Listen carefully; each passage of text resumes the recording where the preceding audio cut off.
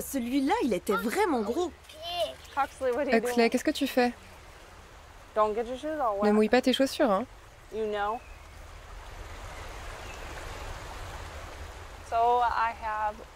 Voici Oakley qui a 8 ans, Zélie a 6 ans et Huxley 4 ans. Ils sont nés d'un premier mariage. Et elle, c'est Renly, ma dernière. Elle a 7 mois. Elle est la lumière au bout d'un très sombre tunnel, à cause de ce que m'a fait son père, des actes pour lesquels il est poursuivi aujourd'hui.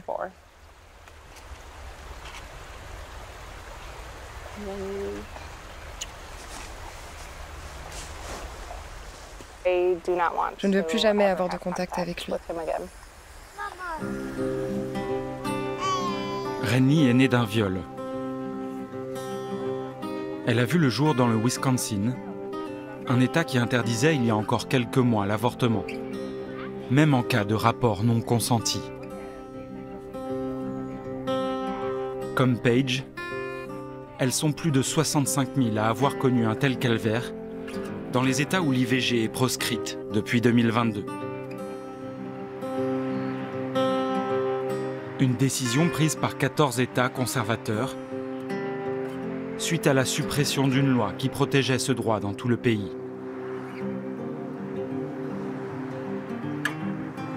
Nul ne sait à ce jour combien d'enfants sont nés d'un viol. Mais 2 ans plus tard, le droit à l'avortement divise toujours l'Amérique. Il est l'un des grands enjeux de l'élection présidentielle. Oakley, la pizza est prête. Venez, Huxley. Les 3 premiers enfants de Paige sont en garde alternée, mais elle élève seule Renly. Ancienne sapeur-pompier, elle est actuellement sans emploi. Tu en as eu assez? Tu veux une autre cuillère? La jeune mère de famille de 28 ans vit essentiellement de ses économies.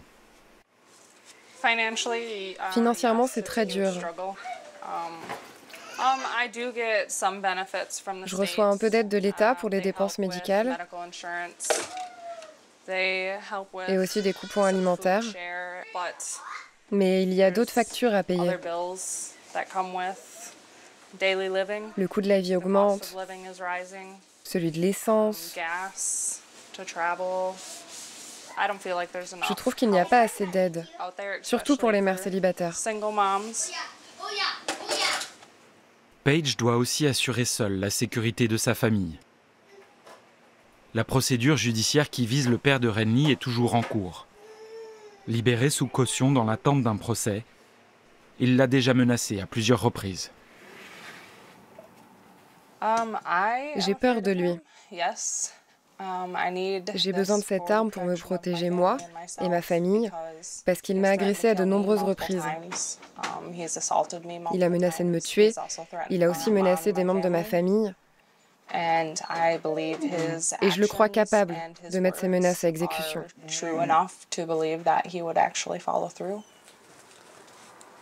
Pendant des mois, Paige a vécu sous l'emprise du père de son bébé. Un calvaire qu'elle a eu le réflexe de documenter. Ça, c'est quelques preuves des violences que j'ai subies. Sur cette photo, vous pouvez voir que j'ai des bleus sur le cou. Et vous pouvez aussi voir l'empreinte de sa main sur mon visage. Ça, c'est lui qui a essayé de rentrer chez moi quand je n'étais pas là. Il s'énerve parce que la porte est fermée. Puis il arrache la caméra de ma sonnette.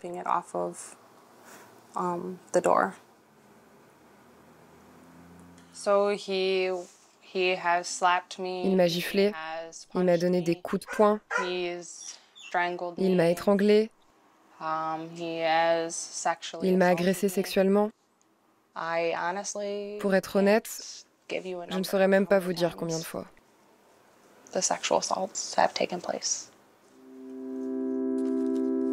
Paige a connu une première grossesse issue d'un viol. Son compagnon l'a alors forcée à avorter dans un État voisin où la procédure est légale. L'expérience a été pour elle très traumatisante. Puis, la seconde grossesse est arrivée. Je ne voulais pas revivre ça. Mon premier avortement a été traumatisant. La procédure en elle-même, mais aussi le trajet en voiture avec lui. C'était un moment très difficile. C'est la pire décision que j'ai eu à prendre de ma vie. Personne ne devrait se retrouver dans cette situation.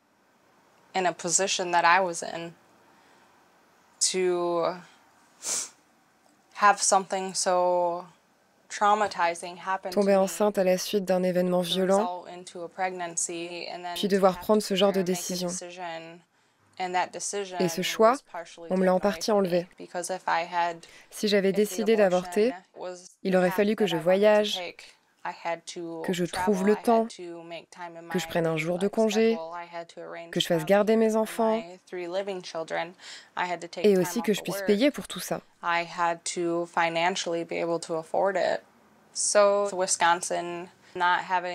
Le fait que l'avortement était illégal dans le Wisconsin a eu un énorme impact sur ma décision de garder ce bébé.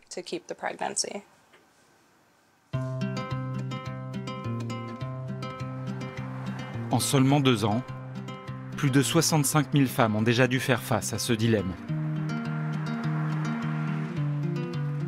Si le phénomène avait été annoncé, les Américains viennent seulement d'en mesurer l'ampleur.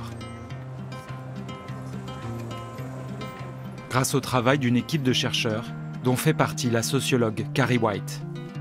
Elle travaille au Texas, l'État qui connaît le plus grand nombre de grossesses issues d'un viol. Nous ne savons malheureusement pas combien de ces grossesses ont donné lieu à des naissances, car nous n'avons tout simplement aucune donnée sur le sujet.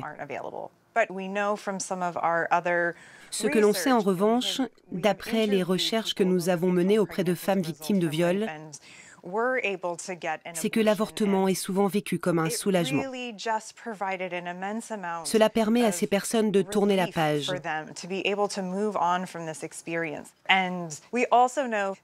Ce que l'on sait aussi, c'est que les personnes qui n'ont pas pu avorter à cause de ces interdictions ont plus de chances de rester en relation avec leur violeur.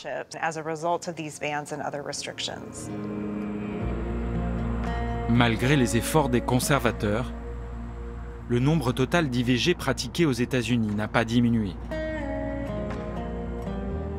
En 2023, plus de 170 000 Américaines ont voyagé à travers le pays pour bénéficier de la procédure. Nombre d'entre elles se sont rendues au Kansas.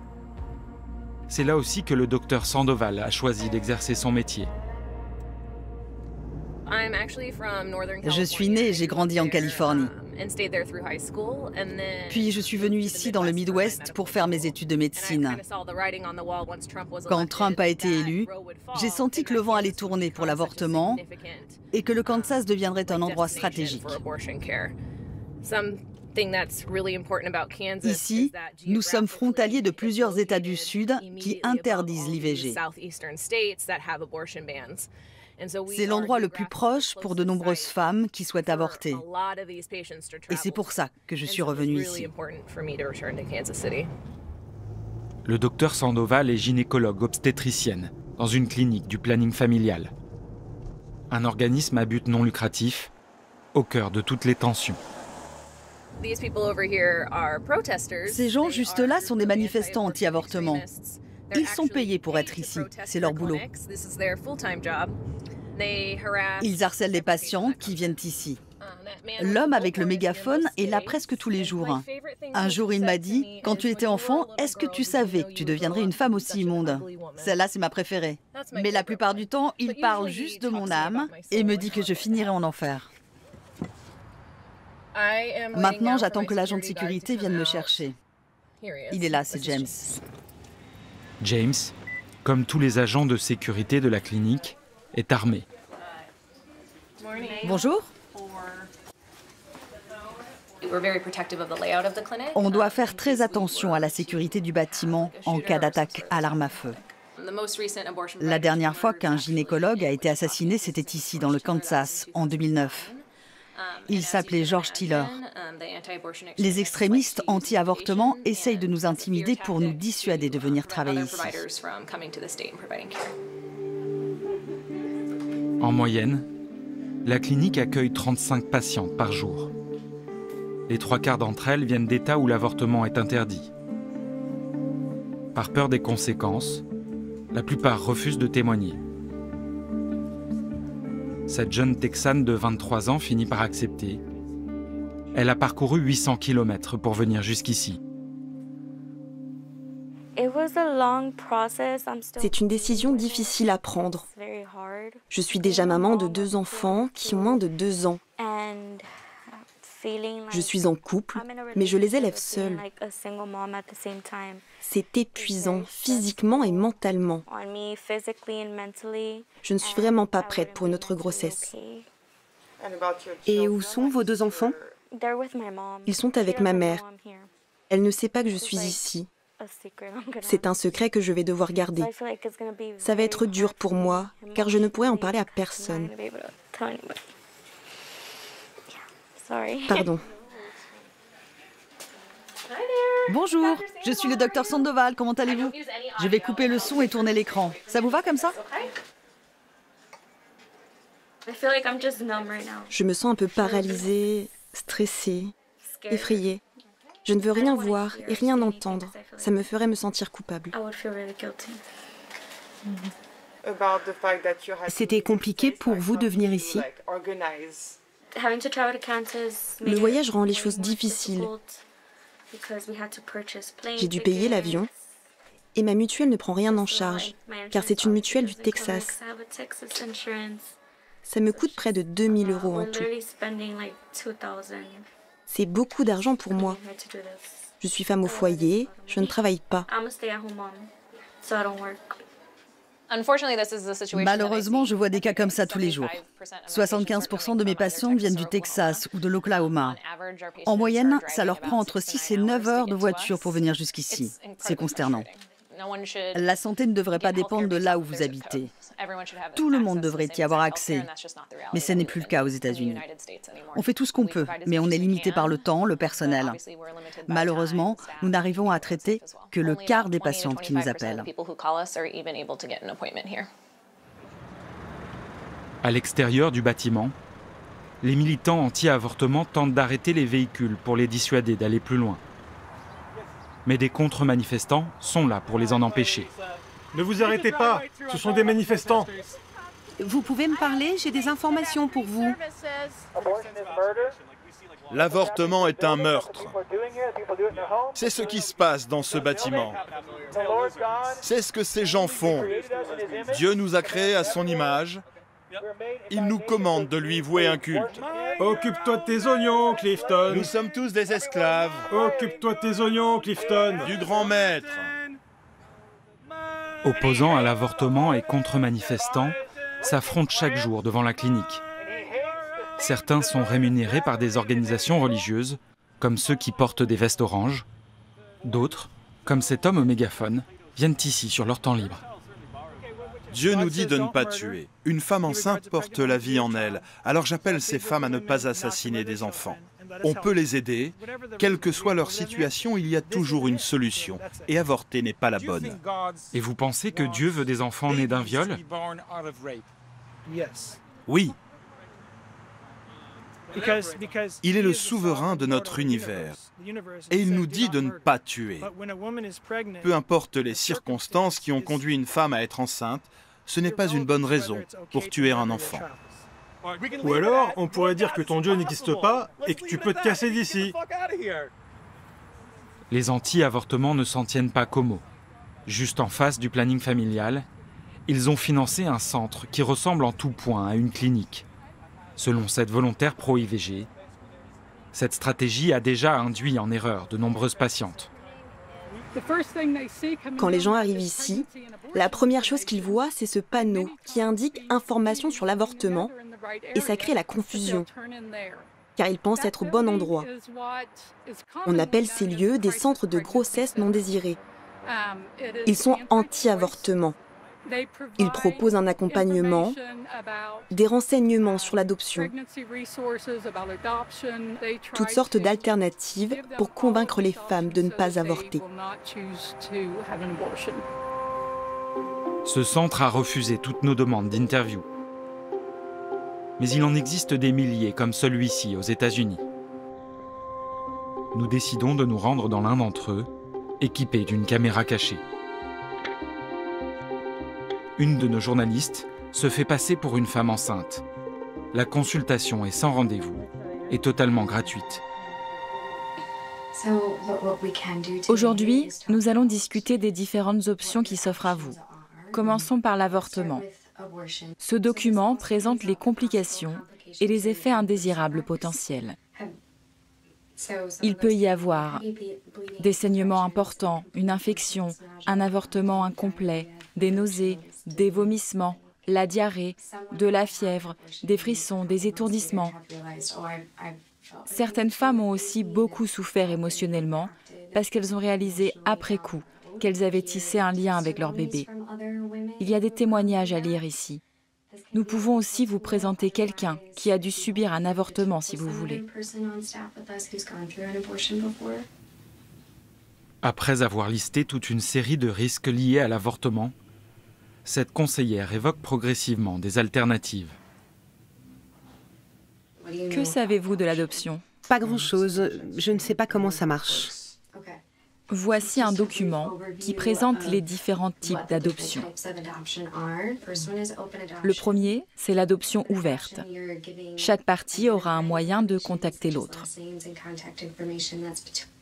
Et vous aurez un contact avec votre enfant, libre à vous d'en définir la fréquence. La plupart du temps, les familles adoptantes proposent de payer tous les frais médicaux liés à la grossesse. Et si cette option vous intéresse, sachez que nous sommes aussi une agence d'adoption habilitée.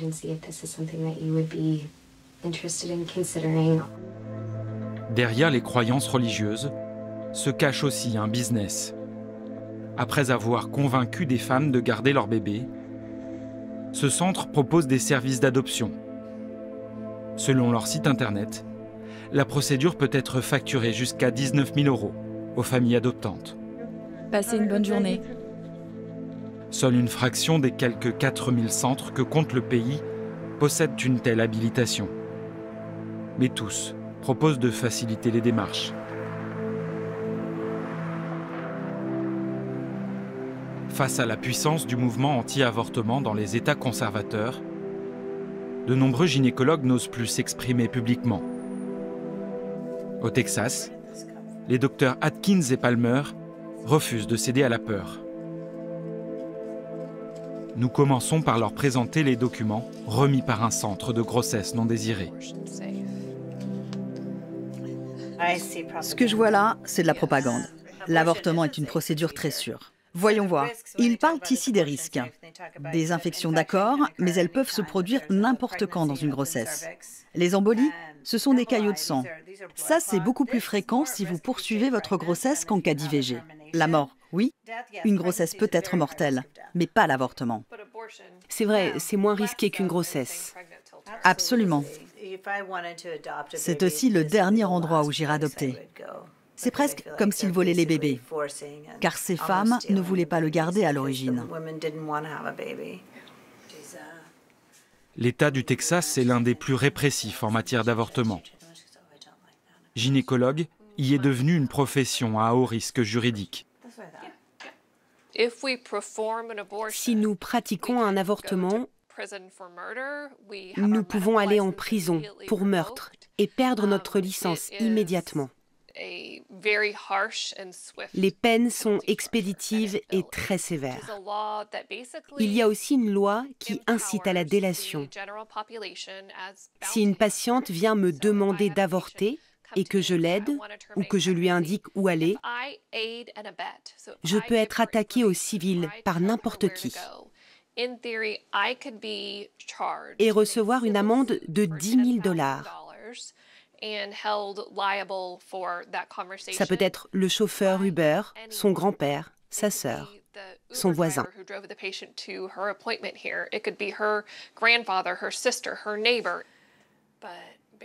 En cas de condamnation, cette loi permettrait même au délateur de recevoir une somme d'argent. Aucune poursuite de ce type n'a pour l'instant abouti, car les lois qui encadrent l'avortement sont souvent très floues. À ce jour, l'avortement n'est légal au Texas que si la vie de la mère est en danger. Mais il n'existe aucune définition précise. Les lois sont si compliquées et si vagues que les gynécologues sont complètement perdus. Ici, nous avons déjà opéré plusieurs patientes à qui on avait refusé une IVG, alors qu'elles étaient en danger de mort à cause d'une grossesse extra-utérine. Et si nous décidons d'intervenir pour sauver la vie d'une femme, nous devons signer un document qui dit que nous avons violé la loi. Et ils gardent tous ces documents. Mais on ne sait pas ce qu'ils en font. C'est ridicule. Ça me met en colère. Je n'ai pas peur, je suis en colère.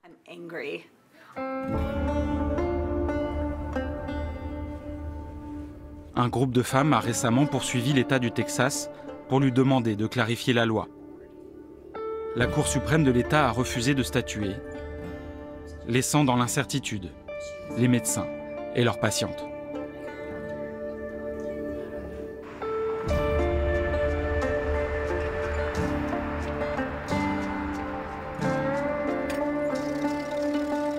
Dans le Wisconsin, le droit à l'avortement a été temporairement rétabli. Mais pour de nombreuses femmes, il est déjà trop tard. Dans les prochains mois, Paige va tenter d'obtenir justice devant les tribunaux. Aujourd'hui, je dois faire garder les enfants.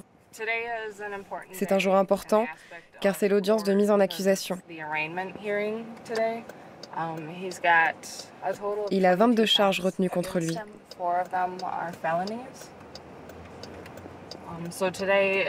Nous allons savoir s'il plaide coupable ou non. S'il plaide non coupable, il y aura un procès. Et je pense que c'est ce qu'il va faire. Ce jour-là, l'audience doit se tenir en visioconférence. L'oncle de Paige est venu lui apporter son soutien. Salut Kurt. Comment ça va? T'es prêt?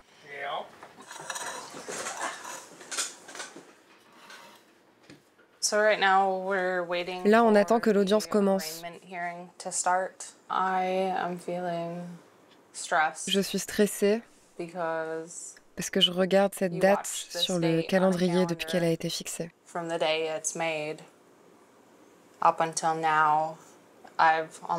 J'ai beaucoup redouté ce moment. Mais je dois continuer à aller de l'avant, même si c'est épuisant.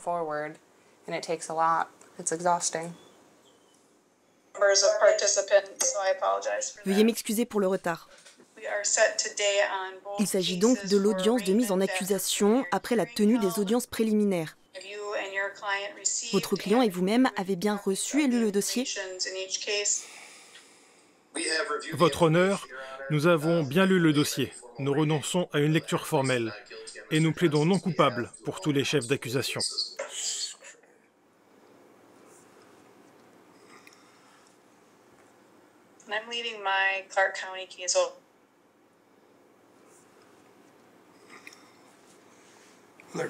Bon, il va rien lâcher. Ouais. Il cherche à gagner du temps.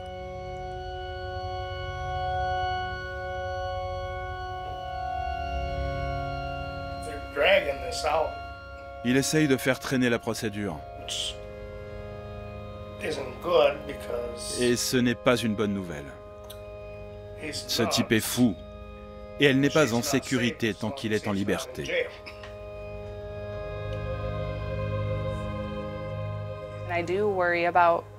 Je me fais du souci pour ma fille. Est-ce que les gens vont l'accepter? Est-ce qu'elle va s'accepter elle-même?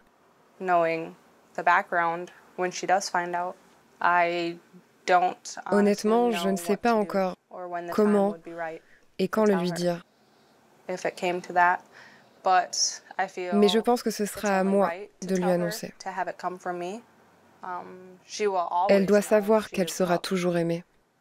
Même si elle est l'enfant d'un viol, même si elle est née de la violence, elle est et elle sera toujours aimée.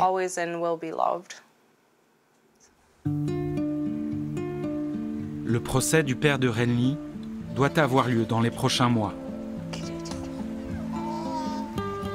En attendant le verdict, il a interdiction de s'approcher de Paige et de ses enfants.